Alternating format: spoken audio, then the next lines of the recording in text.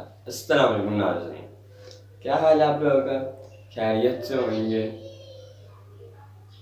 میرا نام محمد حاشی صدیقی، آپ کا دوست۔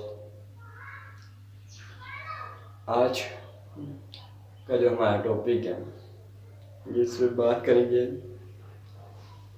جو شروع کرنا ہے ہمیں، وہ ہے سلطان صلاح الدین ایوبی۔ ایک ایسا سلطان جو فاتح تھا بیت المقدس قبلہ اول کا، جس نے اسلام کا جھنڈا قبلہ اول پہ دوبارہ لہرایا۔ ہم نے اس کی کتاب شروع کریں گے۔ لوگوں کو کتاب اب پڑھنا مشکل ہو جاتا ہے، اس وجہ سے